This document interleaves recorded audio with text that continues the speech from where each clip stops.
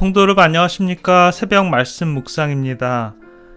여리고성을 정복한 하나님의 백성들은 여리고성을 돌기만 해도 성이 우르르 무너지게 할 수 있는 하나님의 보호하심 아래 살아간다는 것이 얼마나 기쁜 일일까요?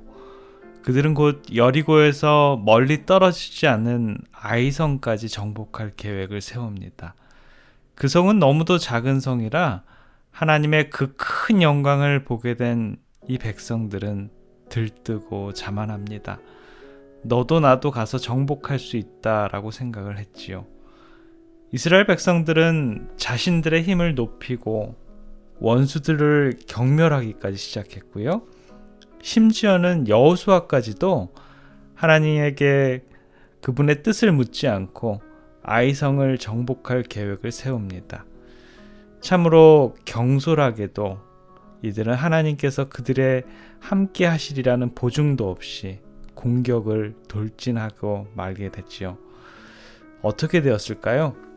아주 작은 성, 그래서 아이성이라고 했을까요?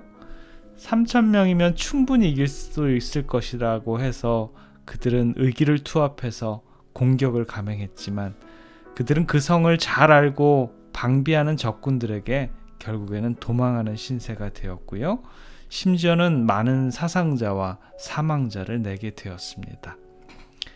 망연자실한 백성들과 여호수아는 그들이 하나님 없이 한 행동들에 대해서 크게 뉘우치고 다시 한번 하나님의 전능하심을 느끼게 되었습니다. 여호수아는 반성하고 하나님과 다시 교제합니다. 그때 하나님께서는 일어나라, 어찌하여 이렇게 엎드렸느냐, 이스라엘이 범죄하여 내가 그들에게 명한 나의 언약을 어기었다라고 대답합니다. 무슨 명령과 어떠한 언약을 어겼을까요? 여러분 어제 기억하십니까? 여리고성을 정복할 때 꼭 해야 하는 한 가지 원칙이 있었던 것이요. 사람이건 육척이건 무엇이든 간에 다 불태우고 무너뜨리고 부숴야 한다라는 것이죠. 완전한 멸망을 뜻했습니다. 그러나 그렇게 하지 않은 한 사람이 있었는데요. 그 사람이 바로 봉복이가 된 그러한 사건입니다. 하나님께서는 명령을 내리십니다. 이 사건의 배후를 찾아라. 그들이 바친 물건을 도적한 한 사람이 있다. 여호수아는 범죄자를 수색하고 처벌해야 했습니다. 한동안은 정적이 흐르고 어떻게 그 범인을 가려낼지, 무슨 범죄인지 모든 백성들로 하여금 혹시 그들도 죄에 대한 책임이 있는지를 살피게 했지요. 최초에는 지파가 선정되었고요.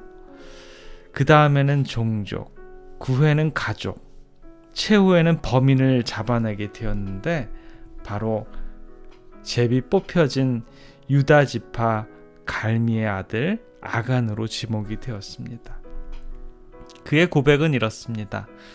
노략한 물건 중에 신할산 아름다운 외투 한 벌과 은 200세겔과 50세겔 중에 금덩이 하나를 보고 탐내어 취하였나이다 라고요. 아간은 어떻게 되었을까요? 아간은 사람들로 인해서 돌로 쳐 죽임을 당하게 됩니다. 그래서 아골 골짜기라는 말은 아골, 곧 괴로움을 뜻한다라는 그런 뜻으로 아간의 죽음의 골짜기를 뜻하고 있는 것이죠. 죄로 말미암아 아이성 정복에 방해가 되었고 사람들이 36명이나 죽고 결국에는 온 이스라엘을 낙담하게 되는 그러한 일. 그래서 역대상 2장에는 유다 지파의 자손을 소개할 때 보면 그의 이름 아간이 거론됩니다. 가르미의 아들은 아갈이니 저는 마땅히 멸할 물건으로 인하여 이스라엘을 괴롭게 한 자며, 그는 이스라엘을 괴롭게 한 자가 되었습니다. 수백만의 이스라엘 백성들 중에 감히 하나님의 명령을 어긴 한 사람 때문에 한 민족이 괴로움을 당하게 됩니다. 부조와 선지자의 글에 보면 이런 말씀이 있는데요. 선량하고 교회 잘 다니는 교인들 중에 참으로 슬프게도 많은 아간들이 있다. 정기적으로 교회에 나와 주의 식탁에 앉으나 저희의 재산 중에 불법적으로 취한 것, 즉 하나님께서 주저하신 물건을 감추어 둔 자들이 많다.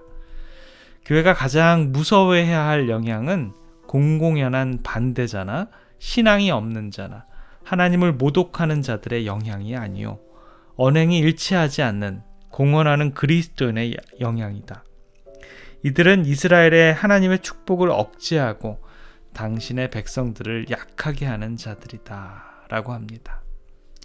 시날산의 아름다운 외투 하나에 그러한 탐심 때문에 하나님의 것을 도둑질하는 사람들, 다시나 말하면 시날산의 아름다운 외투 때문에 구원의 소망을 바꿔치기 한 참으로 어리석은 사람들이다 라는 말입니다. 사랑하는 성도 여러분, 우리들의 신앙생애는 어떠하신지요? 내가 아간의 죄를 범하고 있는지는 아는지 한번 살펴보았으면 좋겠습니다. 우리 하나님의 백성들도 시날산의 외투 때문에 마음속에 탐욕이 생기고 타락하여서 하나님의 것을 도적질하는 그러한 양심은 아닌지 뉘우쳐 봅니다. 여러분, 그것 아십니까? 죄에 대해 말할 때 조금이라도 양심이 살아있다면 마음이 불편하고 혹시 내가 걸리면 어떨까 하는 그러한 불안감이 있죠. 그러나 아간은 그가 피택되었을 때 전혀 그렇지 않았다라는 것입니다. 그는 꼭 유다와 같았습니다. 그는 그가 저지른 죄악에 대한 진정한 회개도, 깊은 뉘우침도, 그의 의도의 변화도, 또한 악에 대한 증오도 전혀 없었다라고 기술합니다. 다시 말하면 양심에 화인이 맞았다라는 것이지요. 왜 그런지 아십니까? 너무도 죄에 탐틱되어서 조금만 더 하면서 그의 탐욕을 채워나갔기 때문에 그는 더 이상 돌이킬 수 없는 지경까지 오게 되었다라는 것이지요. 이제는 머지않아 하늘의 기록들이 공개될 때가 다가옵니다. 우리들도 두려움과 떨림으로 그날을 준비하시는 우리 하늘 백성들의 아름다운 양심들이 되기를 기원합니다. 기도하겠습니다. 사랑의 아버지 하나님, 오늘 아간의 죄들을 우리들에게 살필 수 있는 마음을 허락해 주셨습니다. 아버지, 신알의 외투 한 벌 때문에 영혼을 팔아먹는 아간, 어쩌면 그런 모습들 속에서 우리들이 발견되게 됩니다. 주님, 저희들에게 선한 양심을 새롭게 하셔서 오직 주님을 섬기고 우리 주님만을 우선시하는 우리 하나님의 백성들의 삶이 되도록 주님 인도해 주시옵소서. 오늘의 삶도 회개로 거듭나는 삶, 아간의 탐욕에서 벗어나는 삶, 그렇게 살아가는 우리 주님의 백성들 되도록 주님 축복해 주시옵소서. 사랑의 우리 구주 예수 그리스도 이름으로 간절히 기도드립니다.